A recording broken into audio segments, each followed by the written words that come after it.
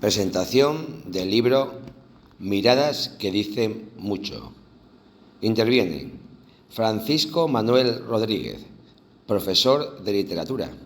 Francisco Iser González, autor del libro. Y Andrés Mayor Lorenzo, presidente de la asociación EZ Retina.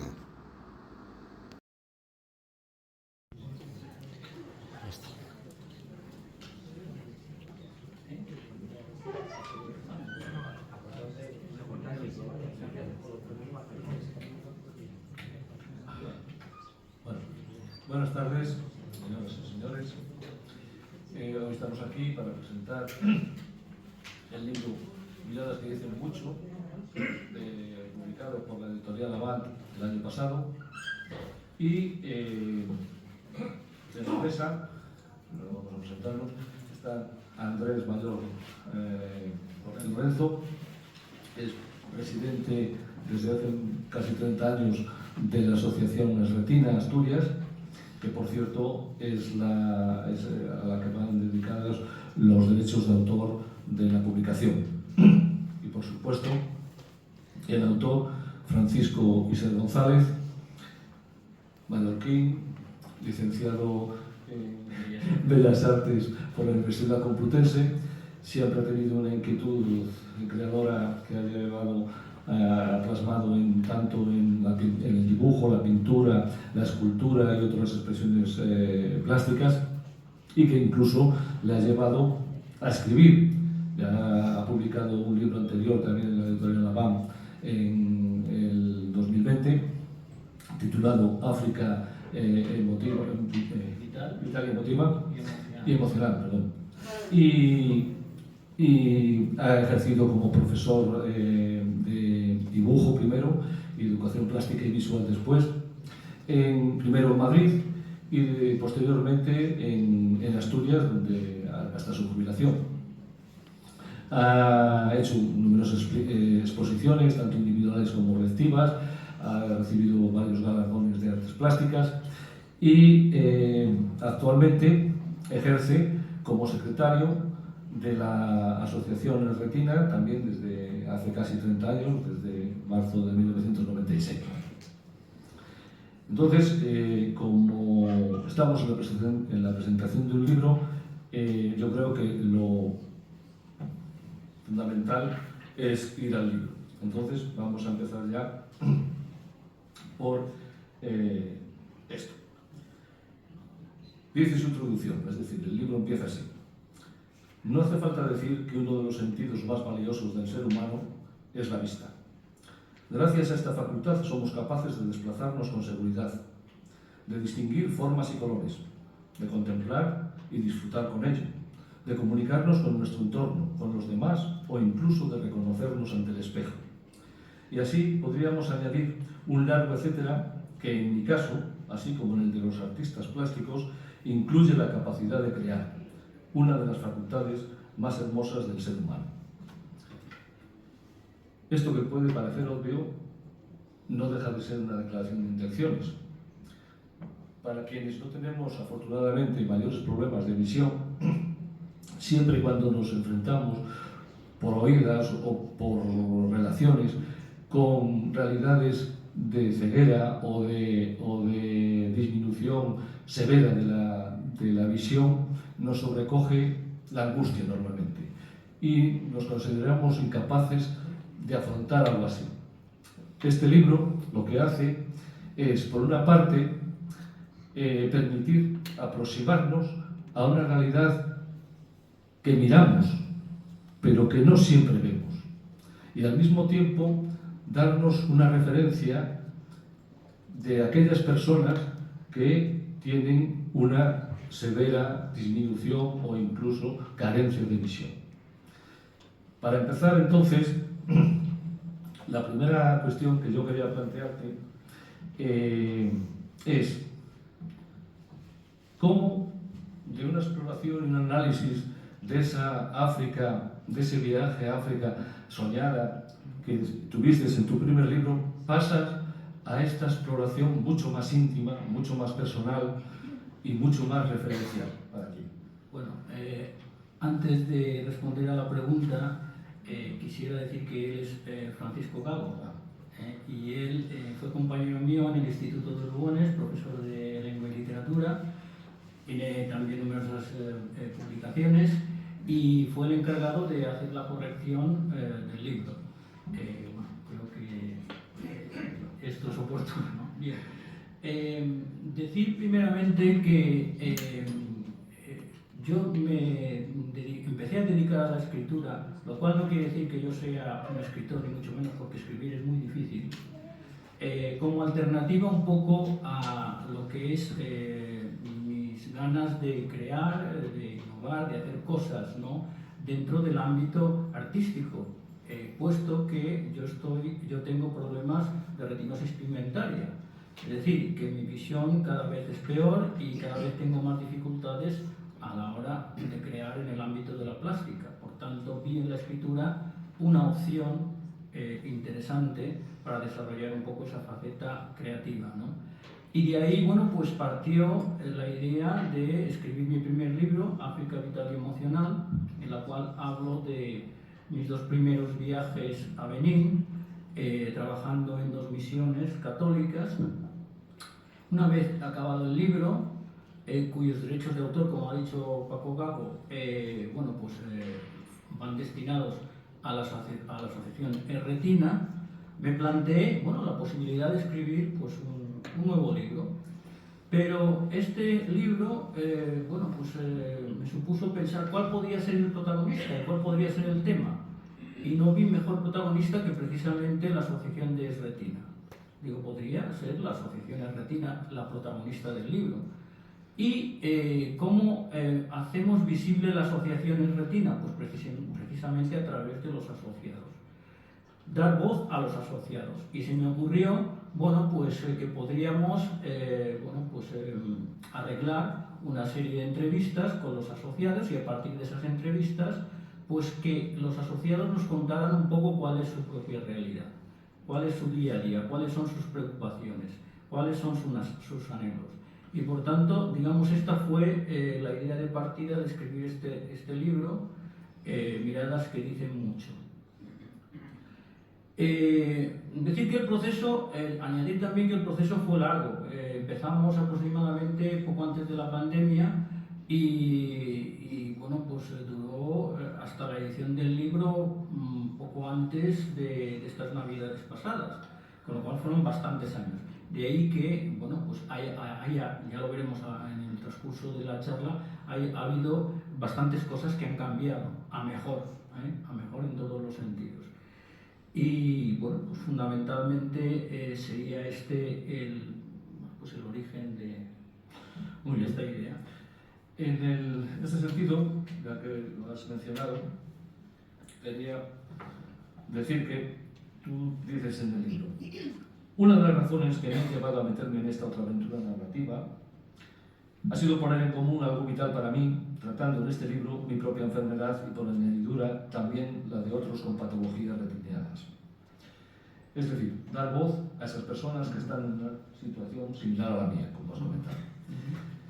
Bien, como decía José Saramago, es cierto que es difícil, no es difícil vivir con las personas, convivir con las personas, lo difícil es comprenderlas, ¿no?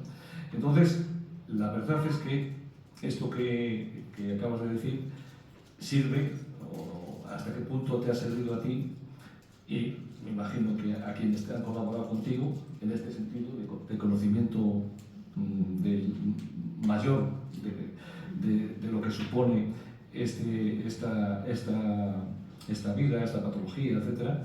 Y decirte que como lector, desde el punto de vista del lector, sí que a mí, lo comentaba ayer cuando estuvimos preparando un poco esto, que yo, mientras estaba corrigiendo el texto que me mandó Francisco, había veces que descubría que acababa un capítulo y no había corregido nada, porque llevado por el interés de la lectura me dejaba ir y no era capaz de corregir lo que pudiera haber corregible, ¿no? Entonces, en este sentido, creo que apoyes un poco en esto que estábamos comentando.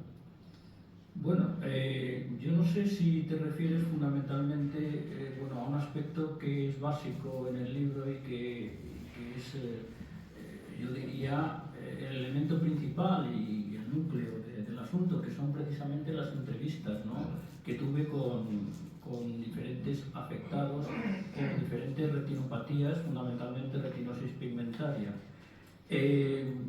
Procuramos a la hora de seleccionar bueno, pues a la gente que intervino en esas entrevistas que fuera lo más variado posible. De ahí que fueron 13 personas, 7 varones y 6 mujeres, comprendidas en edades entre los 19 y hasta los 70 y pico años, con diferentes clases sociales, diferente preparación, diferentes actividades profesionales, jubilados, etc. Es decir, que el abanico fue bastante amplio. Y yo quisiera también aquí señalar que el título del libro, que lo escogí al final del proceso de escritura, y que no me fue demasiado difícil dar con el título, yo no sé si será demasiado o poco adecuado, no lo sé, pero a mí me resultó pues una idea interesante que resume un poco lo que fueron esas entrevistas, miradas que dicen mucho. Es decir, la gente, los entrevistados, estuvieron conmigo en una actitud de total sinceridad, comunicándome en todo momento qué es lo que sucedía en su interior, cómo sentían las cosas, desde su primer diagnóstico hasta los problemas de pareja que podían surgir. Es decir, se trata fundamentalmente de una mirada introspectiva, de una mirada interior, no es una mirada física, a lo que ocurre a la persona afectada en su interior, y no solamente a nivel de relaciones o a nivel puramente personal, sino cómo ven, entre comillas, porque hay algunas de esas personas que no ven absolutamente nada a nivel físico, pero cómo ven y cómo sienten el mundo exterior. Esa mirada introspectiva para mí es lo más importante y que dio pie a que yo titulara el libro como lo he titulado. De ahí que, a diferencia de Francisco Umbral, que dijo en su momento que había venido a hablar de su libro, pues aquí yo no he venido a hablar de mi libro, porque los verdaderos protagonistas de este libro son precisamente los asociados y la asociación.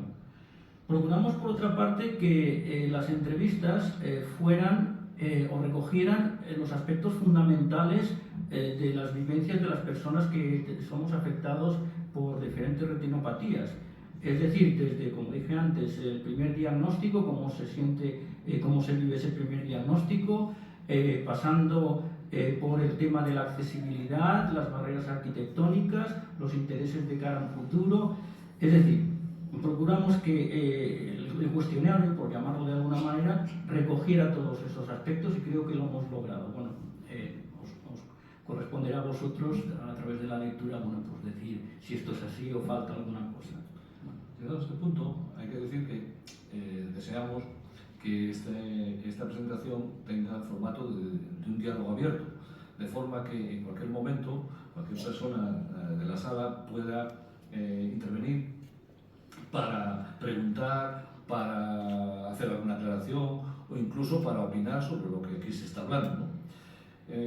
Mientras no haya ninguna pregunta o ninguna cuestión, aquí en la mesa seguiremos dialogando, pero vuelvo a insistir, lo interesante sería que aquellos aspectos que os interesasen o que quisierais matizar o ampliar o lo que sea, pues intervinieseis en ese sentido. Llega un momento en que resulta fundamental, como acaba de decir, saber cuáles eran los aspectos sobre los que se quería obtener información, ¿no? Porque se necesita una guía de exploración. En el campo de la entrevista, Fiona Barton, que es una escritora británica de éxito, que además es periodista, antes era periodista de pasar a escribir narrativa, era especialista y es especialista en entrevistas. Y dice ella, exactamente, dice, cuando uno habla con gente real, gente sin ego o algo que vender, puede surgir un profundo vínculo y una intensa intimidad. Por eso, en un caso de las entrevistas, siempre es conveniente tener una guía de exploración para que no se pierda la conversación, no se pierda el rumbo de lo que uno quiere, ¿no? Y en este sentido, la pregunta es, ya que lo has comentado tú ahora mismo, es ¿cómo llegas a establecer esas categorías, por no llamarlo cuestionario, esas categorías en las que después se basaron las entrevistas? Bueno, ello supuso primero de alguna manera hacer, en mi caso, pues una especie de examen interior de cuáles son los temas que a mí como afectado me preocupan, ¿no? Y a partir de ahí, pues lo comenté con el presidente, con Andrés, y entre los dos, bueno, pues llevamos a cabo pues el diseño de lo que sería el cuestionario. Es decir, que fue un poco un trabajo en equipo, ¿eh? Y ya digo, bueno, pues que surgieron cuestiones desde qué es lo que siente una persona cuando recibe el diagnóstico, cómo lo siente, cómo es capaz de poder superar ese diagnóstico, cómo ve a la ciencia como posible, digamos, medio para llegar a una curación o simplemente a mitigar los efectos y digamos, las limitaciones que puede tener el afectado de retinosis pigmentaria. El día a día, por supuesto, muy importante, cómo se vive el día a día. Por supuesto, el tema de accesibilidad a nivel arquitectónico, accesibilidad, por ejemplo, a las nuevas tecnologías, que es muy importante, ¿no? Y cuáles son las perspectivas de futuro, cuáles son los anhelos, qué piensas. Incluso uno de los temas importantes fue precisamente, ¿qué piensas con respecto al futuro? ¿Cómo te ves tú de cara al futuro? Y esto sería un poco, bueno, pues yo no sé si Andrés a lo mejor quiere añadir alguna cosa en este sentido. No, yo aquí escuchando estupendamente lo que vas contando.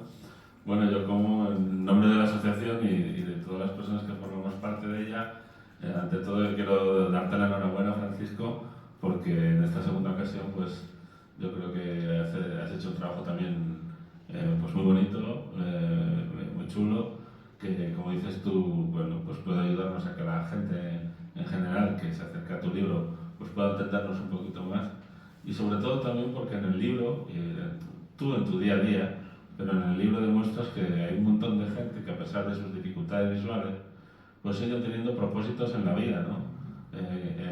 Y siguen teniendo ganas de seguir adelante y de demostrar sus capacidades, ¿no? Por muchas dificultades que tenemos en el día a día y lo duro que es pues, convivir con una pérdida visual que muchas veces pues es continuo. Cuando crees que estás estable vuelves a perder más visión y cuando te levantas te vuelves un poco a hundir, ¿no? Y estás ahí pues mucho tiempo en tu vida intentando reinventarte, ¿no? Intentando buscar ese propósito que tú lo encuentras en el arte y por eso en la asociación nos sentimos muy orgullosos de que seas el secretario y que tú también con estos procesos creativos pues demuestres que cuando somos capaces de encontrar un propósito, algo que nos gusta hacer, que le da sentido a lo que somos y a lo que queremos, pues se puede también disfrutar de la vida, ¿no?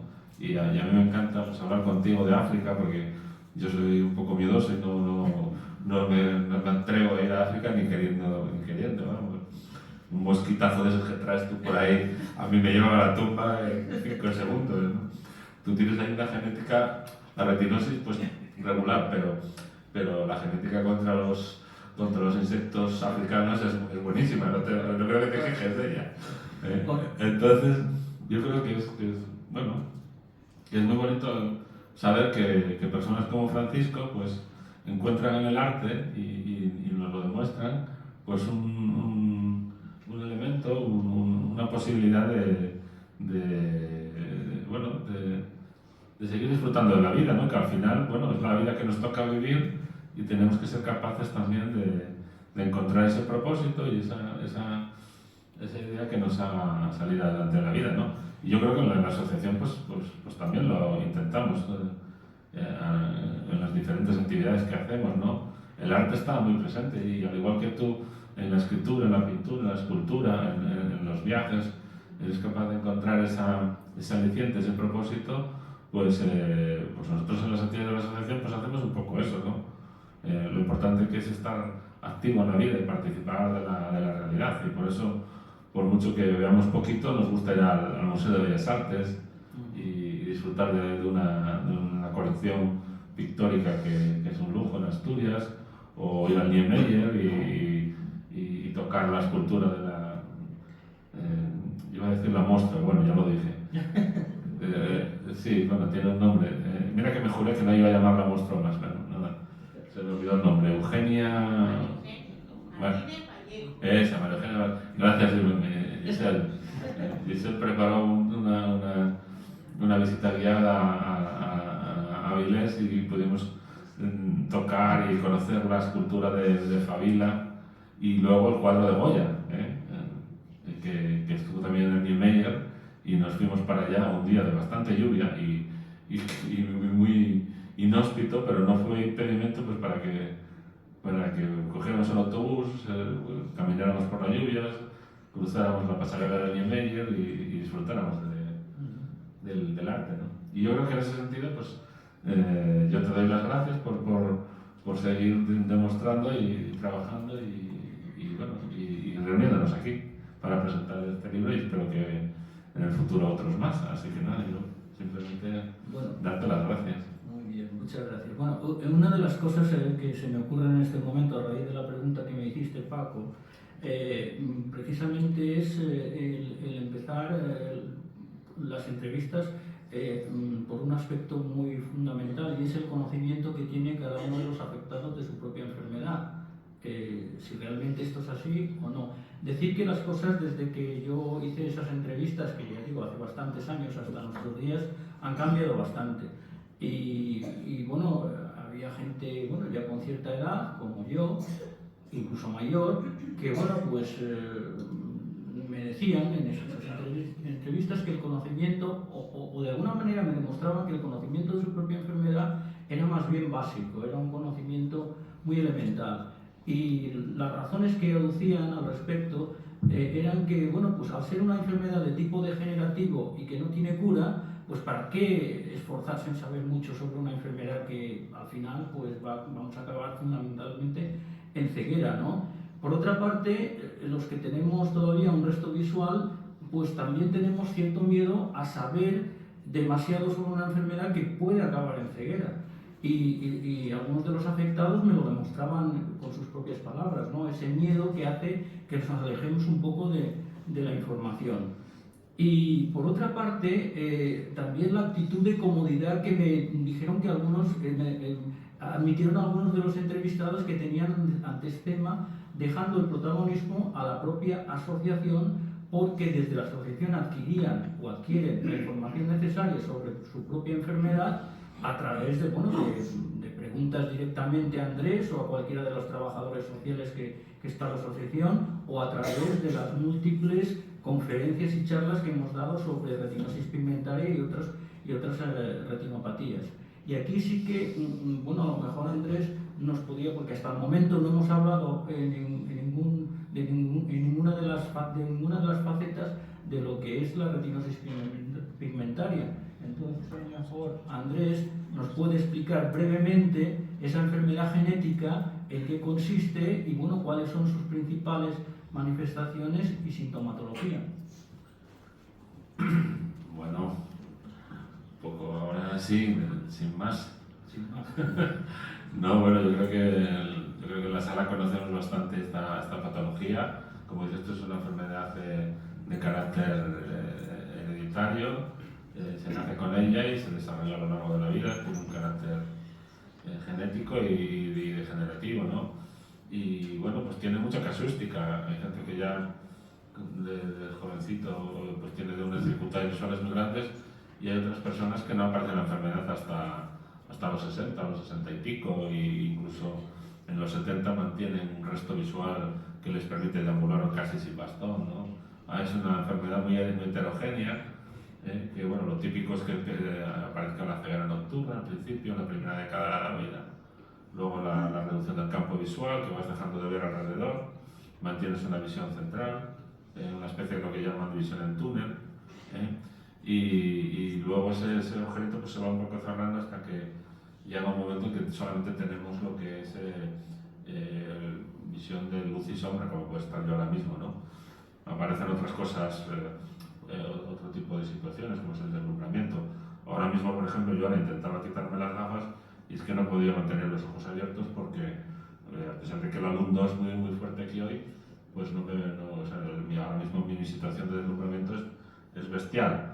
Pero bueno, eso es un poco lo que dice un poco la literatura. Pero luego cada uno somos de una manera, ¿no? En la asociación siempre decimos, entre ver y no ver hay muchas maneras de enfrentarse o de enfrentarse a la realidad, y sobre todo también hay muchas personas con muchas capacidades diferentes y con muchas tipologías de visión diferentes, ¿no? Y todos, a pesar de nuestras dificultades, pues intentamos pues demostrar y salir adelante y aprovechar nuestras capacidades, ¿no? Y sobre todo mantener nuestra visión lo mejor que podamos para cuando lleguen los tratamientos. Claro, en el año cuando empezamos la asociación, el eslogan que tuvimos y que sigue siendo parte de la asociación, ¿no? Es: en la investigación está nuestra esperanza, ¿no? Teníamos en los años 90 teníamos un eslogan que decía devolver vista perdida, hacer que los ciegos vean. Ese era nuestro objetivo, ¿no? Y ahí le pedíamos ayuda a la sociedad, ¿no? Bueno, 30 años han pasado, se ha investigado muchísimo, hemos vendido mucha lotería, hemos hecho muchas campañas para recaudar fondos para apoyar la investigación, y afortunadamente pues también todo ese esfuerzo ha permitido que en el año 2021, por ejemplo, pues una persona asturiana, una cría de 13 años, pues fuera tratada con terapia génica y haya recuperado la visión. No al 100%, pero de una manera perfectamente funcional. Ha dejado de utilizar el braille, ha dejado de utilizar el bastón, prácticamente lee en pantalla, en computadora, casi a un tamaño normal. Claro, es un solo gen, es una sola patología. En España hay 30 personas tratadas, no todas con los mismos resultados. Bueno, la terapia génica, pues como dice Francisco, antes de la pandemia, pues todavía estaba ahí, que no se sabía qué iba a pasar, ¿no? Ahora mismo pues tenemos un montón de ensayos clínicos de muchos genes que yo espero que se puedan tratar todos, ¿no? Hay otras patologías, por ejemplo, estoy pensando en la degeneración macular asociada a la edad, que han aparecido en los últimos 15 años, pues muchos medicamentos y tratamientos que han ido mejorando cada vez más y han permitido mantener la visión a mucha gente, sobre todo a gente por encima de los 65 años, ¿no? Con degeneración macular asociada a la edad, tipo húmeda. Y yo en ese sentido pues estoy muy contento de que a pesar de que mi situación personal pues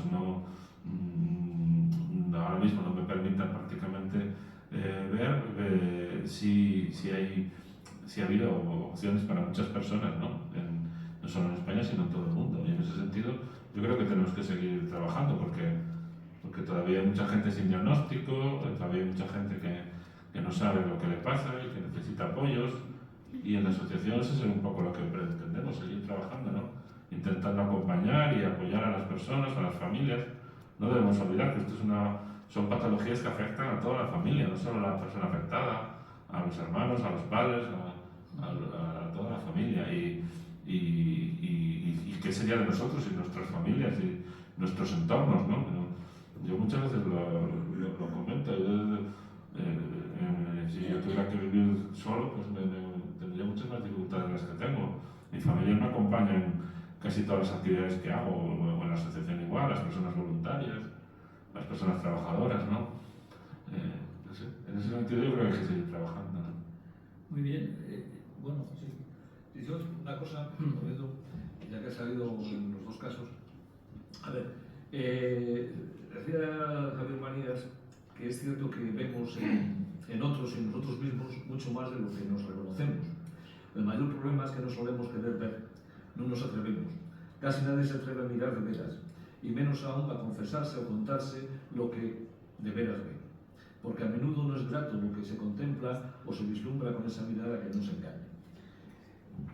El hecho del proceso, porque estamos ante una obra que es un libro es el final, está cerrado, ya no, pero durante este proceso largo que Francisco nos ha dicho, no solamente él, sino toda esta serie de personas que ha colaborado con él se han puesto en esta tesitura de mirarse.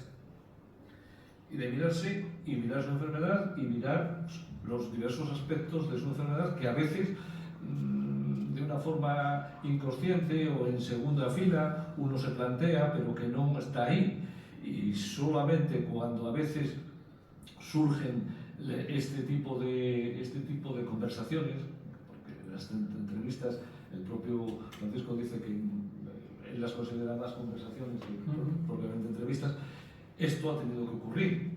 Entonces me gustaría saber, no lo de los demás, pero este proceso de las entrevistas, a ti de forma personal, en cuanto a tu patología, a tu vida con esa patología, ¿te cambió, no te cambió, te abrió expectativas, te dio oportunidad de ver otras realidades?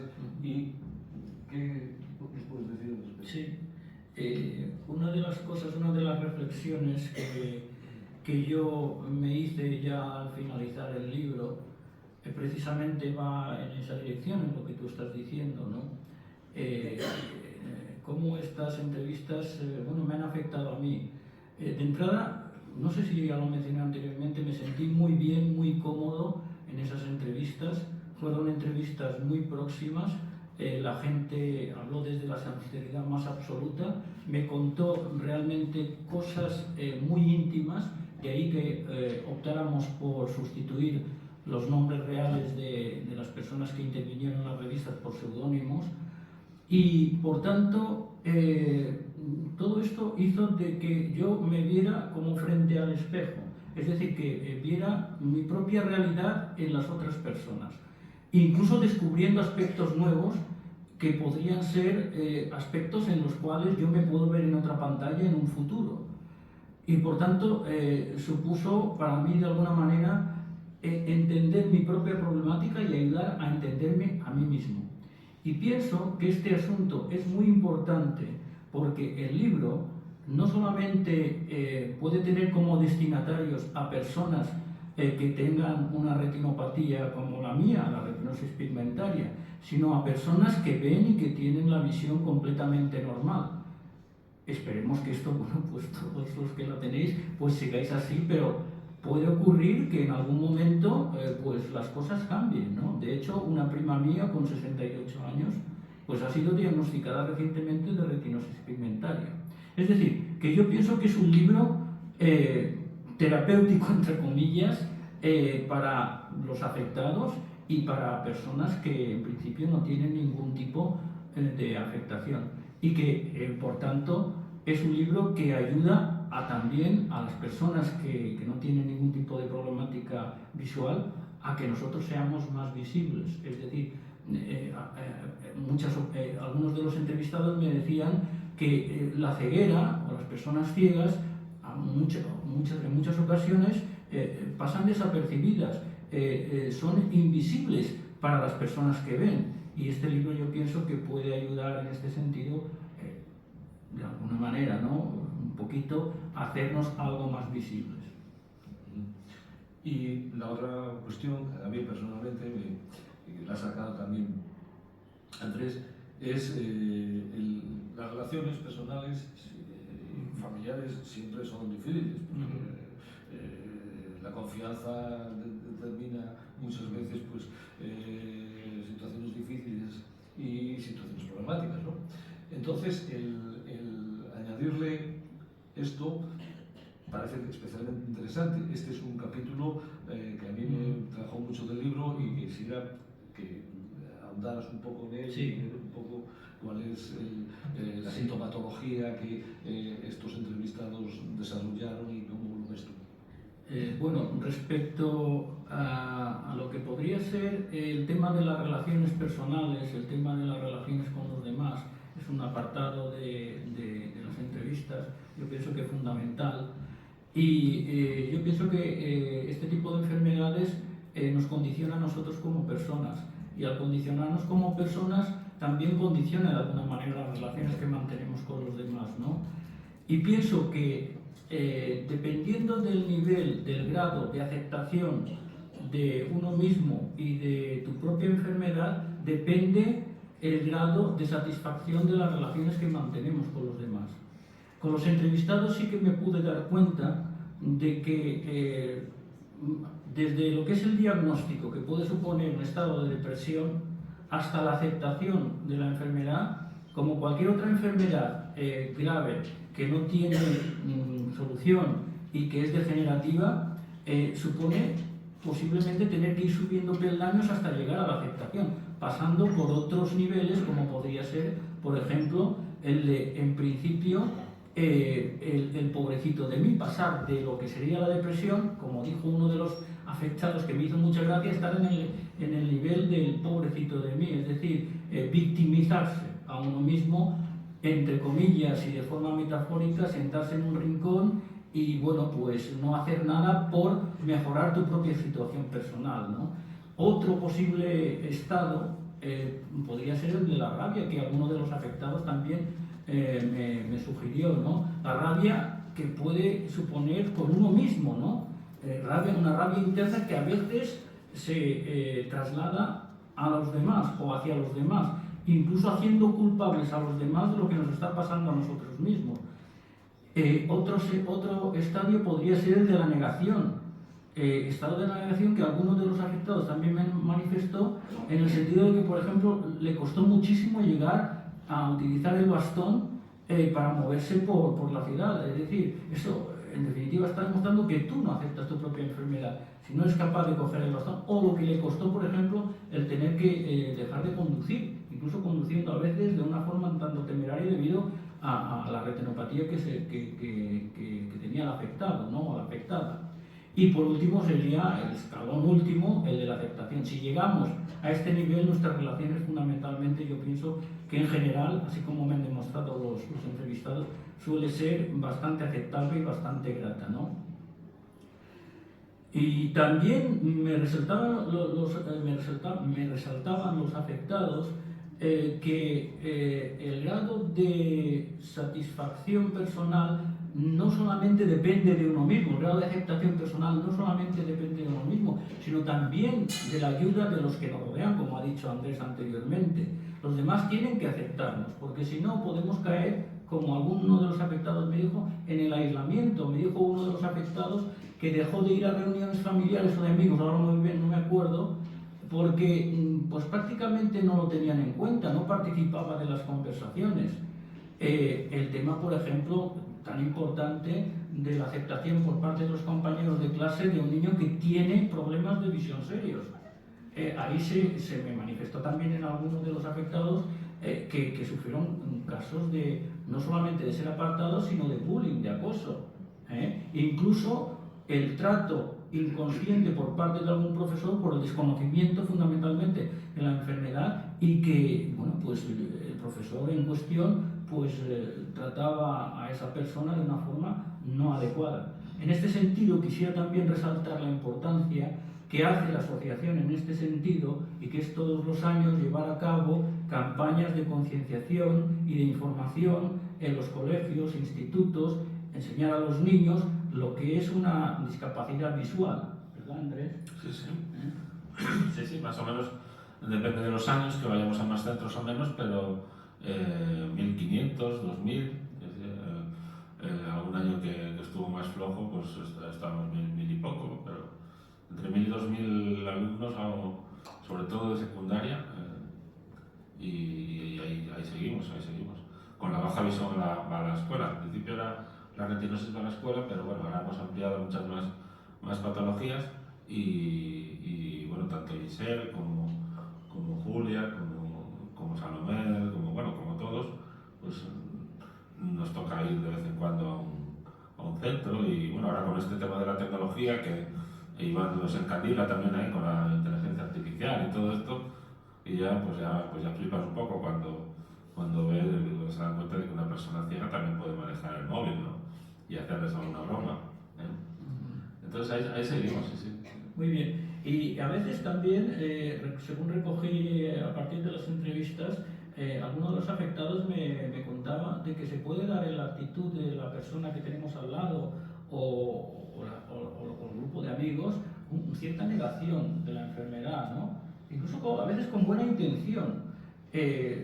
Como anécdota, podría contar aquí de una de las afectadas que, bueno, pues en cierta ocasión se topó con una amiga, una amistad en la calle y por detrás le tapó los ojos y le preguntó a una persona que no ve absolutamente nada que quién era. A ver, ¿sabes quién soy? Entonces, bueno, pues esta persona afectada se sintió un poco mal en ese instante. O también, como me contaba una señora, bueno, pues ama de casa, las personas que no vemos o los que no ven dependen muchísimo de la memoria. El cómo su marido, sin darse cuenta, negando la realidad, tenía la costumbre de cambiar las cosas de sitio, y eso supone evidentemente un sobreesfuerzo para una persona que no ve, para poder encontrar las cosas, ¿no? O, como me contó también algún afectado, la hija llegar con un aparato para que su padre le reparara a su padre, que no ve ese aparato. Es decir, a veces se puede dar una actitud también de este estilo, de negación de la propia realidad, ¿no? Bueno, yo pienso que estamos hablando aquí de un tema muy importante, que es la integración. Integración a nivel de familiar, a nivel de amistades, pero también a nivel social, que es muy importante. A nivel social, en el sentido amplio de la palabra, de que estamos hablando de accesibilidad y de barreras arquitectónicas o barreras de tipo digital, que sería uno de los aspectos fundamentales de nuestro mundo, del día a día, ¿no? Las cosas han mejorado muchísimo, pero queda mucho por hacer. De hecho, estuve hablando el otro día con uno de los asociados que es técnico en informática y que se dedica precisamente a desarrollar cursos para profesionales de la informática en el ámbito de la accesibilidad de las páginas web, ¿no? Y me contaba que en escuelas técnicas o superiores el tema de la accesibilidad en informática se ve muy poquito, y esto es muy grave porque van a ser los encargados de diseñar esas páginas web que tienen que ser accesibles para todo el mundo. Nosotros tenemos que estar en igualdad de condiciones, igual que el resto de la sociedad, ¿no? Y si hablamos del tema laboral, bueno, pues parece ser que alrededor del 48% de las personas con discapacidad en general todavía no tienen trabajo hoy en día en España. Concretamente, discapacidad visual, pues no sé cuál será el tanto por ciento. Los que tienen mayor acceso parece ser que son las personas con problemas auditivos, y es un 11%. Nosotros seguramente estamos por debajo, los que tenemos discapacidad visual. Es, por tanto, un reto más que se debe plantear en nuestra sociedad.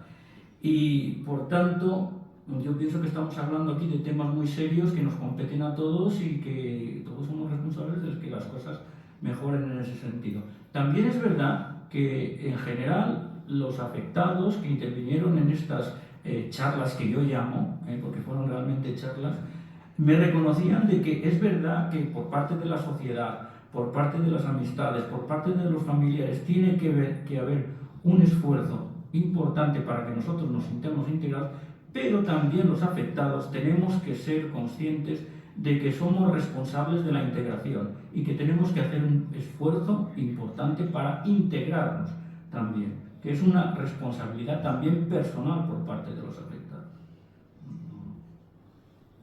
Bueno, yo creo que en el libro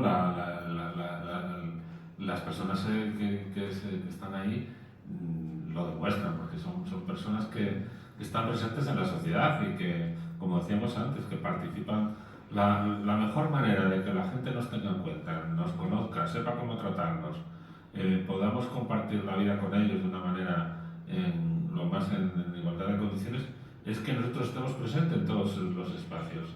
Y las personas bueno, los que estáis aquí hoy en día, los que entrevistaste, los que estamos en la asociación, no estamos ahí en nuestra casa ahí esperando a que llegue la curación, todo lo contrario, estamos demostrando día a día que somos personas activas, que queremos tener bueno, pues el protagonismo de la vida que nos toca y que nos esforzamos y que pedimos también a los demás que nos ayuden, ¿no? Que sabemos que que no es fácil para todos, pero nosotros estamos dando, o vamos a intentar dar el do de pecho. Habrá momentos en nuestra vida que estemos más arriba, más abajo, que necesitamos más apoyo y menos apoyo. Y bueno, yo me acuerdo cuando empezamos en la asociación, Francisco, en los años 90, pues, bueno, pues, cuenta. No, que el panorama, sobre todo, yo me acuerdo del panorama a nivel científico y de las vías vías de investigación abiertas en aquel momento sobre las retinopatías, era realmente deprimente, desolador. Salías de una charla, o yo personalmente salía de una charla o de una conferencia, pues bastante desanimado, y en general nos ocurría a todos los afectados. Por suerte, estas cosas, sobre todo los 10 o 15 últimos años, han cambiado muchísimo. Como decía Andrés antes, hay muchísimas vías de investigación abiertas. En los 5 últimos años, ¿no? Sí. Yo creo que la clave fue la primera chica tratada en España en plena pandemia, el primer ojo, y bueno, los 2 ojos en plena pandemia, y que recuperó visión, en Barcelona, ¿no? Y luego detrás de ella, pues más de 30 personas en estos últimos 4 años, ¿no? Y los ensayos clínicos, que hay gente participando en el ensayo clínico para diferentes genes. Nos hemos tenido que aprender muchísimo de genética. ¿Cuánto hemos aprendido de genética? Muchísimo. O sea, sabemos de genética lo que no está escrito, y nombres de genes que impronunciables, el RPGR, el no sé cuánto, el PRPF31, bueno, cosas que en la vida imaginábamos que íbamos a... Y ahí estamos discutiendo muchas veces con el oftalmólogo de nuestro gen, ¿no? Y del ensayo clínico que hay en Atlanta y de tantas cosas, ¿no? Nosotros intentamos también estar ahí un poco en vanguardia, porque nos va en ello también, ¿no? Es lo que decimos, tenemos que ocupar todos esos espacios para que seamos visibles, para que nos tengan en cuenta, y para también demostrar que bueno, lo que comentabas tú antes, Ramón, pues prácticamente ya no es nada. Él es desarrollador web y ha encontrado en la formación el enseñar a los desarrolladores web cómo se puede hacer una página bien y accesible para personas que no ven nada, no como la de Renfe, que sigue siendo imposible sacarse un billete.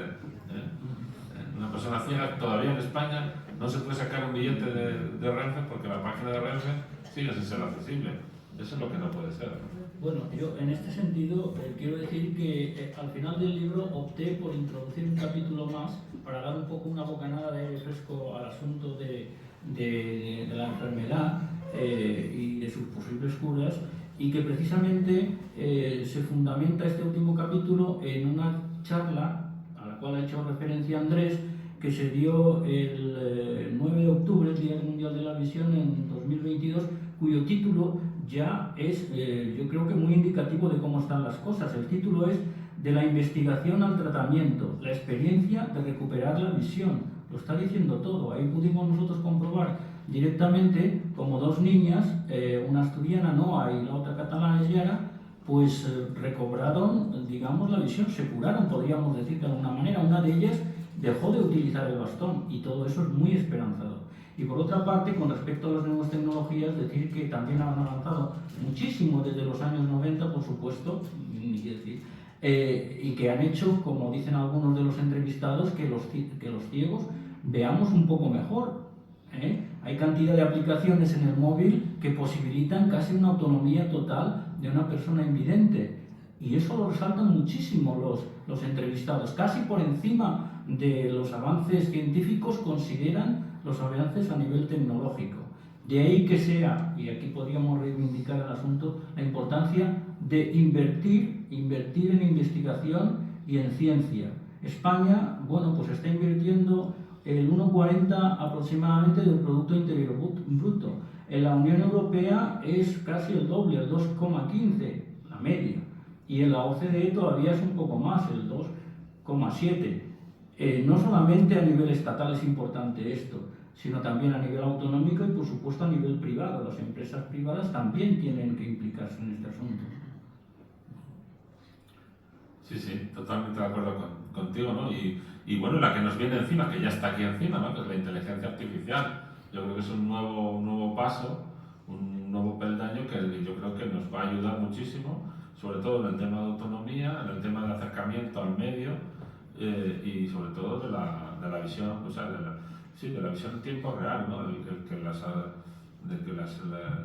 Gracias a la inteligencia artificial incorporada en diferentes dispositivos, nos permita tener conocimiento de lo que nos rodea, de por dónde vamos, de lo que tenemos al lado, de quién está delante, incluso de traducir la conversación de la persona con la que nos podemos encontrar.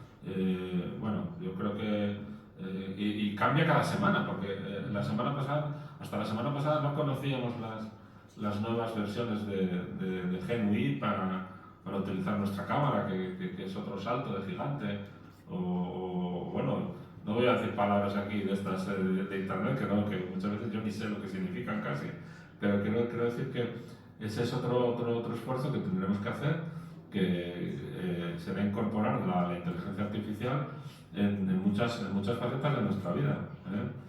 Yo recuerdo que cuántas veces me he pasado barriendo mi habitación buscando un tornillo o cualquier cosa que se me cae, ¿no? Porque no hay manera de saber para dónde coño rodó. Y ahora tiras una foto al suelo y le dices, ¿dónde está mi estuche de los auriculares? Y la aplicación te describe pues en la baldosa no sé qué, que tiene forma no sé cuánto, de color no sé qué, tiene diferentes cosas. No, para de describirme y dime dónde está mi estuche de los auriculares. Y dice, pues no se ve ningún estuche por aquí. Quiero decir que la inteligencia artificial pues vuelve otra vez a dar una vuelta de tuerca que nos obligará pues, a informarnos, a aprender, a practicar, a gastarnos nuestro dinero, porque estos aparatos valen un dineral, por mucho que queramos seguir tirando con nuestro teléfono de hace no sé cuántos años. Los dispositivos, la inteligencia artificial necesitará de más potencia, y sobre todo nos rascará el bolsillo, eso no cabe duda. Pero bueno, habrá que seguir ahí, ¿no? Porque todo lo que suponga pues, una mejora en nuestra autonomía, una mejora en lo que es el acceso a lo que nos rodea, a lo que nos gusta hacer, bueno, pues yo creo que eso es muy, muy positivo, ¿no? Sí, aparte de todo lo demás, a mí también me llamó la atención que dentro de este catálogo de cuestiones que planteaste en las entrevistas, hubo un apartado que es el de las aportaciones personales, es decir, aquello que el entrevistado echaba de menos que no hubiera salido en la conversación pautada que de alguna forma tú le habías planteado, ¿no? Entonces, esa apertura a la aportación personal sí que da hasta cierto punto, pues esa variabilidad de cómo la gente, en este caso los entrevistados, veían un poco la problemática en general. Y eso me parece que es una parte importante del libro. Y en este sentido, el asunto sería ahora, ya publicado el libro, el libro ya está ahí, ya no es, como tú decías al principio, ya todo ha cambiado porque todo este proceso de escritura no es el de publicación, el de publicación vino después, con ley ya cerrado, etcétera, etcétera. Entonces, pasado ese tiempo, este libro, ¿qué valoración? Ya Andrés ha dicho bastante sobre la suya. Concretamente tú, este libro, ahora mismo, ¿qué valoración le das? Bueno, de entrada pienso que la valoración corresponderá fundamentalmente a las personas que lo lean y las conclusiones que saquen a partir de la lectura del libro. Pero sí que es verdad que ya lo dije anteriormente, y es que este libro a mí me sirvió muchísimo para conocerme, entenderme y entender mi propia enfermedad a partir de lo que los demás me contaron en esas entrevistas. Fue casi terapéutico, lo tengo que decir bien claro, ¿no? Y yo pienso que esto puede ayudar a cualquier afectado, también lo dije anteriormente, que lea este libro. Y a personas que no tienen ningún tipo de afección retiniana, ¿no? Por otra parte, algo lo que sí me hizo caer en la cuenta y que creo que es fundamental, yo le daba importancia a la asociación, siempre se la di desde el primer momento, que por cierto conocí la asociación a través de una alumna que tuve yo en el Instituto de Lugones, no sé si fue en el primer año que yo di clases allí, que tenía retinosis pigmentaria, y de ahí ya pasé a asociarme y a trabajar como secretario de la asociación. Por cierto, perdóname que te interrumpa, que esta mañana me ha escrito para decirme que no podía venir, pero que te diera muchos recuerdos y que no se olvidan ni un día de ti. Bueno, pues nada, me alegro y te doy las gracias, Andrés. Ella sigue adelante en su vida con su, Sí. con su pareja, con su, yo creo que es una niña, no, un niño, ya no me acuerdo. Y bueno, que sigue saliendo adelante en la vida a pesar de su retinosis pigmentaria, claro.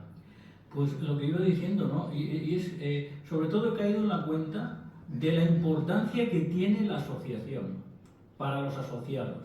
Es una familia, se han sentido siempre muy a gusto, tratados de una forma exquisita desde el primer momento. Para muchos de ellos es su propia vida. Yo creo que, Andrés, parte de tu vida es la asociación, y también forma parte de mi vida, ¿no? Es decir, descubrí un plus añadido a la asociación y al asociacionismo, que es fundamental. El que las personas que tengan algún tipo de discapacidad en la sociedad se les puede resolver muchísimas cosas, pueden encontrar una ayuda tremenda, pueden dejar de sentirse solos. Eso para mí, insisto, fue muy gratificante y supuso, por decirlo de alguna manera, un redescubrimiento, ¿no? Creo que el libro, por otra parte, tiene un aspecto de reivindicativo en muchos aspectos. Dar a conocer, por una parte, la realidad de las personas invidentes o de las personas que tienen baja visión, que a lo mejor aquí Andrés nos puede decir en pocas palabras en qué consiste la baja visión. A lo mejor es algo desconocido para muchas personas de las que están aquí, ¿no?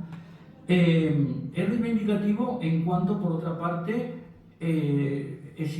pedimos, los asociados piden de que las ciudades sean más accesibles, que las páginas web, que el mundo digital sea más accesible y más fácil para ellos.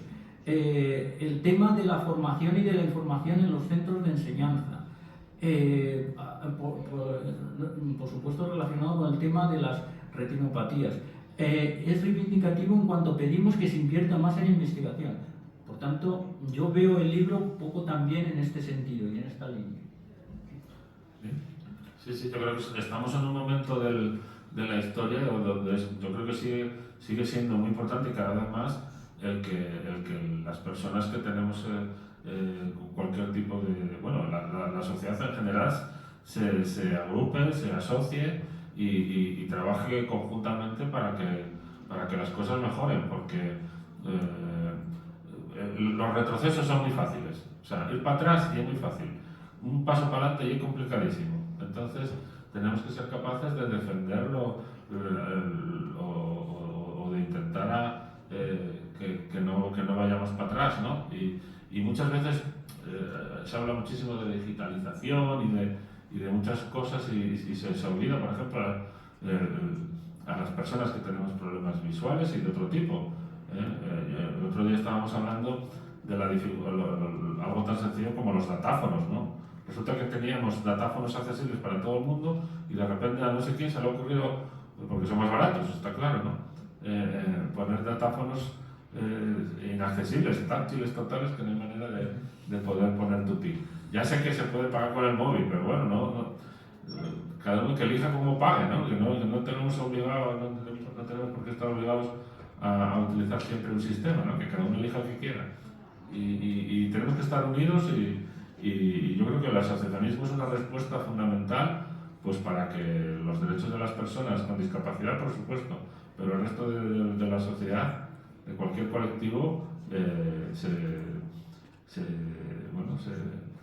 se mantengan y mejoren, ¿no? Y eso exige que nos agrupemos, que nos apoyemos, que compartamos, que reivindiquemos y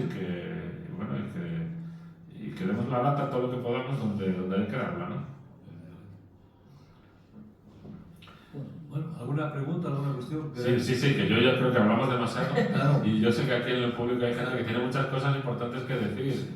Bueno. Y yo creo que Iván tiene por ahí, o Julia, o no sé quién, Vale. tendrá un micrófono que le podrá prestar para que se escuche luego muy bien en la grabación su pregunta o su aportación, porque todos aquí tenemos una trayectoria vital importante y que, bueno, puede verse reflejada en el libro, pero que también me gustaría que pudierais verbalizarla. Perdona que te interrumpa, antes de que se me olvide, bueno, ya sabes que el libro está editado por la editorial Avant y que es posible adquirirlo en la asociación a través de la web de la editorial Avant y también en Amazon, en 2 versiones, en papel y también está en ebook, en formato ebook. Por tanto, bueno, pues esto pienso que no tiene que quedar desapercibido, ¿no? Sí. Luego el que tenga, si alguien quiere, yo creo que se lo vas a dedicar, ¿no? Si alguien tiene algún libro, por supuesto. el autor que luego se lo pueda. Además, con lo bien que dibujas, no sé si además incluso algún dibujo, ¿no? Bueno, bien. ¿Alguna pregunta, alguna cuestión? Sí. A ver. Micro para por favor. No tengo problema de visión, pero hoy entendí algo. No solo es mirar y leer, es también escuchar. Os doy las gracias porque me hicisteis escuchar y acercarme a una realidad que a veces vemos, pero de manera tangencial, como si no tuviéramos visión. Que creo que también en tus entrevistas, de alguna manera, no estabas dejando ver. Solo daros las gracias porque merece la pena ver y escuchar. Muchas gracias a ti y esta precisamente es una de las intenciones fundamentales de nuestro libro. Venga, más aportaciones. Venga, ¿mucho más?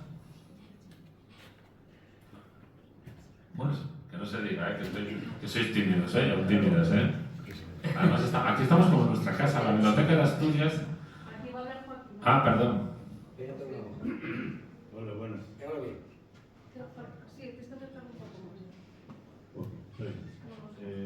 Yo soy Joaquín Navarro, soy médico oftalmólogo en México. Tengo 2 meses aquí en Oviedo y actualmente soy voluntario de forma orgulloso en Retina. Y bueno, quiero agradecerles la presentación de este libro. Es una aportación más para la comunidad, la sociedad, de que se entere de las problemáticas tan importantes que padecen estas personas. Y de antemano les agradezco su colaboración. Felicidades. Gracias. Pues muchas gracias. Sí, muchas gracias a Joaquín que colabora con la asociación como voluntario y a todas las personas voluntarias que nos ayudan pues, a poder participar en la sociedad. Lo que decíamos, cuando vamos al museo, cuando salgo de mi casa hasta el autobús, que cada día me cuesta más llegar a la parada del autobús, o cuando estoy en la oficina y la informática no hay manera de que funcione, ¿no? Y también, ahora que sale el tema de México, decir que nuestra asociación no es una asociación aislada, es decir, nuestra asociación está en contacto con otras asociaciones, pertenece a FEDER, Andrés es el representante de FEDER también, y también tenemos contacto con Iberoamérica, con las asociaciones de allí, ¿no? Sí, somos parte de la Asociación Retina Iberoamérica, que tiene asociaciones desde México, que en México hay un montón de ellas. Bueno, México es como un continente, ¿no? Yo siempre lo digo, y tienen diferentes entidades, diferentes, pero de México hasta Chile, pasando por Argentina, Uruguay, Paraguay, Colombia, ¿verdad, Liga? Nuestro querido Henry ahí en Colombia. Vaya, perdón. Y es que mandaba por ahí Liga es colombiana. En Colombia está Henry, que es el presidente de la Asociación Colombiana de Retinosis Pigmentaria, o en Brasil, Retina Brasil, Retina Panamá, en Bolivia hay también un par de asociaciones, en la República Dominicana, en Puerto Rico, en toda Iberoamérica, por supuesto en España, en Portugal, y estamos intentando que nuestra acción sea lo más, llegue a donde tenga que llegar. Es que hoy día con las nuevas tecnologías pues nos permite tener personas o contactar con personas en cualquier lugar del mundo, ¿no? Y en Iberoamérica estamos más de 500 millones de personas hablando un mismo idioma, ¿no? Y aparte de nuestra situación personal o de las patologías de la retina, el idioma pues une mucho, ¿no? Y yo creo que es muy importante también estos 30 años en la asociación, lo que te das cuenta es que sobre todo el mundo de la ciencia es un mundo muy anglosajón, ¿no? Y parece como que las personas que no hablamos el inglés o que no es nuestro idioma materno, como que no se valoran, ¿no? Y cuando te das cuenta es que en Estados Unidos hay muchísima gente, por ejemplo, estoy hablando de Estados Unidos, pero pasa lo mismo en Reino Unido o incluso en Alemania, ¿no? Hay muchísima gente que es de origen iberoamericano, desde, por supuesto, lo que hablamos, de cualquier país de Iberoamérica, en cualquier laboratorio de gran prestigio en Estados Unidos, casi siempre hay alguna persona que su idioma materno es el español, el portugués, y muchas veces no somos capaces de valorar esa capacidad y ese esfuerzo, ¿no? Que se aprovechan en Estados Unidos las grandes empresas, hay que decirlo.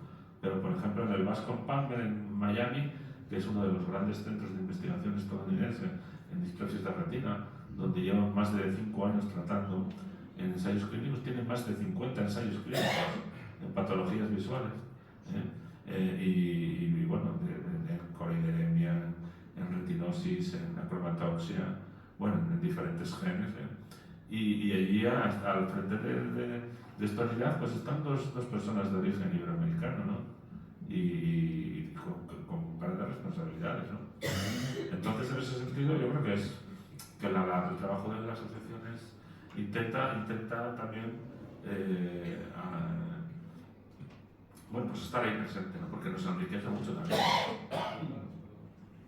Bueno, perdón por el rollo.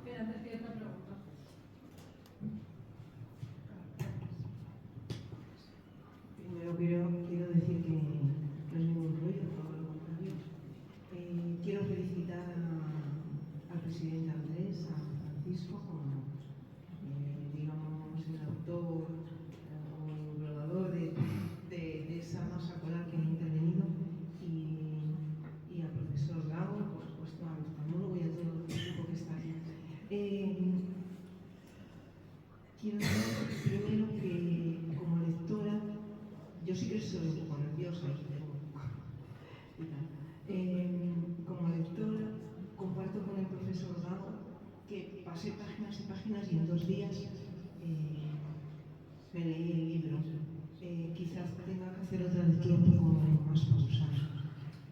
Con Francisco comparto desde hace años en la vuelta por África. También he compartido en exposiciones su pintura y ahora tengo la suerte de compartir su literatura. Ya leí el primer libro y que tenía una temática completamente diferente, y en esta me he sentido conmovida y a la vez agradecida, porque yo sí que sabía un poco de lo que era la retinosis pigmentaria, pero como dice él, como la mayoría, o bueno, como una parte de los entrevistados o de los que charlaban en esa especie de búsqueda de explicarnos a los demás, he comprendido ahora realmente lo que supone tener una pérdida grande de visión y sobre todo de llegar a perderla totalmente. Bueno, podría estar hablando más tiempo, pero quiero dejar paso a otra gente, y lo que sí me gustaría saber es cómo las personas que no tenemos de momento esa pérdida de visión podemos colaborar con la asociación. Bueno, creo que Andrés os puede dar muchos detalles, pero en principio sería asociarse y una vez que te has asociado, bueno, pues pagar una cuota y después voluntariamente acudir a unas actividades que que promueve la asociación, que son muchas, tanto para personas que han perdido la visión como para personas como tú que ves normalmente. Pero bueno, a lo mejor Andrés puede dar más detalles.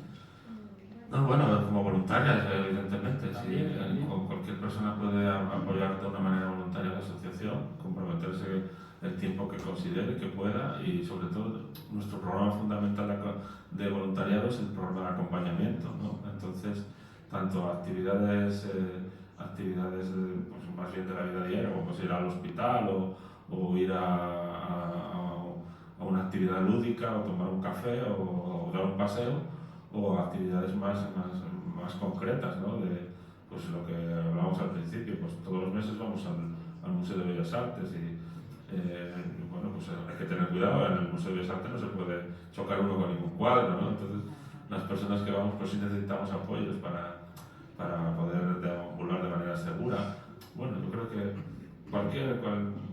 y además, si no recuerdo mal, a ti te gusta también el arte, o sea que seguro que alguna exposición nos puede ser de escribir o podemos ir contigo, como Francisco. Y ahora mismo tenemos que tendremos que ir a ver la de Niemeyer con la exposición esta que tiene Eduardo Arroyo, ¿no?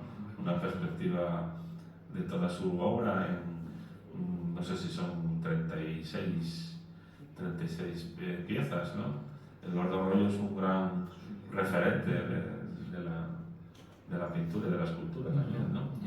En España y conocer un poco la historia de España a través de su obra. Bueno, eso no lo hemos apuntado, pero seguro que si vamos con un profesional o con alguien como vosotros que disfrutáis tanto del arte, pues nos vendrá muy bien. Aunque también tenemos a Giselle, que le gusta mucho preparar este tipo de visitas o otras personas, ¿no?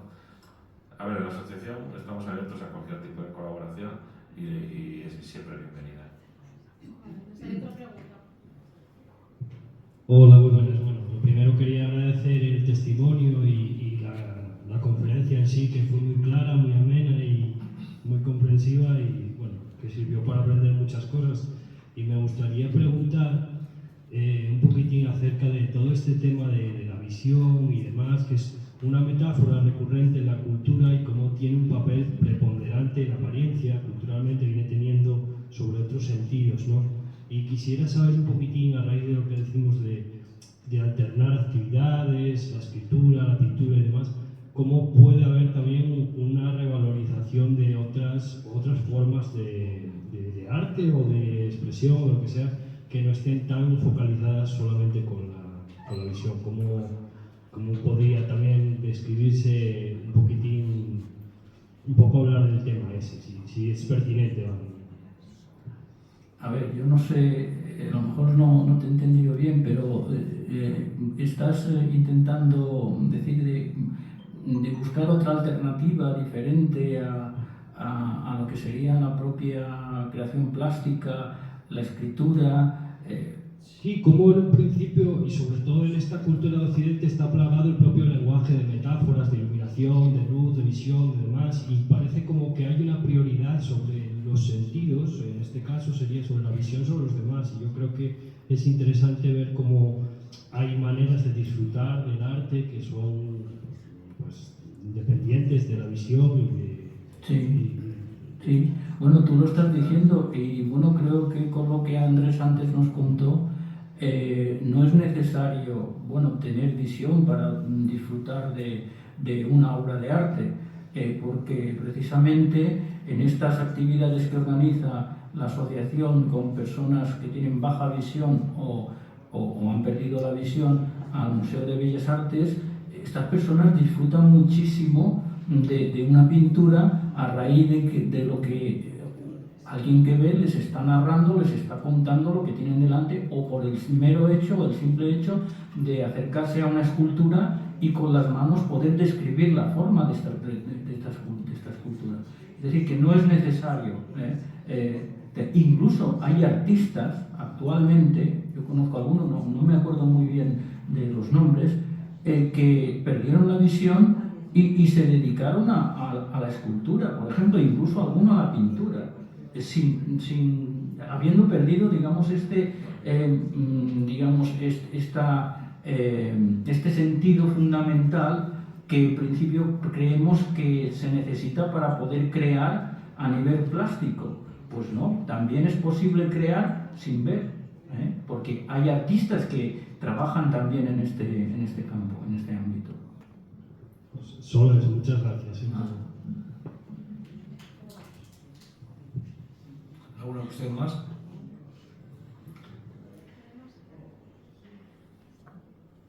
Bueno, si no hay ninguna cuestión más, quisiera cerrar esta presentación con las palabras de Elizabeth Moon, una escritora que su hijo era y es autista, y entonces escribió un libro precioso que se titula La velocidad de la oscuridad. Y después de la novela, en la presentación que hace la publicación, hay una adenda de ella y termina así. Dice: uno lee no tanto para conocerse a uno mismo como para conocer a los otros. Sé algo que no sabía antes, y el conocimiento cambia a las personas. Yo creo que esto puede ser aplicable perfectamente también en la retinopatía y a las dificultades de visión. Muchas gracias por la asistencia y hasta la próxima.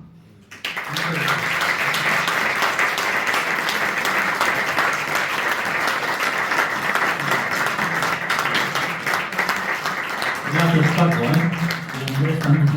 Y gracias a todos vosotros. Gracias a todos. Es un placer contar con vuestra participación, como siempre. Bueno, ahora aquí